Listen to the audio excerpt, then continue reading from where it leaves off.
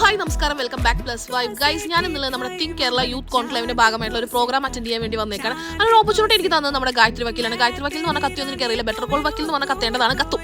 അപ്പോൾ പുള്ളിക്കാരൻ ഒരു ഓപ്പർച്യൂണിറ്റി തന്നപ്പോൾ സത്യം പറഞ്ഞാൽ ഞാൻ ഞെട്ടിപ്പോയി. കാരണം കിട്ടില്ല പ്രോഗ്രാമായിരുന്നു.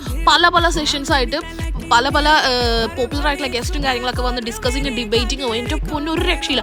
ഞാൻ ഞെട്ടിപ്പോയത് സന്തോഷ് സാറിനെ കണ്ടിട്ടാണ്. കാരണം ചെറുപ്പം തൊട്ടേ ഈ മുതലെല്ലാം ഞാൻ എവിടെയെങ്കിലുമൊക്കെ ഒന്ന് വെച്ച് കാണാമെന്ന് ഭയങ്കര അതിയായ ആഗ്രഹം എനിക്ക് ഭയങ്കരമായിട്ടുണ്ടായിരുന്നു. അത് വക്കീൽ കാരണം എനിക്കിന്ന് പൂവണിയാക്കി പറ്റി ഗൈസ്. അങ്ങനെ ഞങ്ങൾ താഴെ എത്തിയപ്പം വക്കീലിനെ കണ്ടു. ഇപ്പോൾ പുള്ളിക്കാരുണ്ടല്ലോ, ഇങ്ങനൊരു പാവം പിടിച്ച സെലിബ്രിറ്റിനെ ഞാൻ വേറെ കണ്ടിട്ടില്ല ഗൈസ്. ഇതൊരു പാവം അത്. അങ്ങനെ ഞങ്ങൾ ഫുഡും കാര്യങ്ങളൊക്കെ കഴിഞ്ഞ് അടുത്ത സെഷനിലോട്ട് പോവാണ്.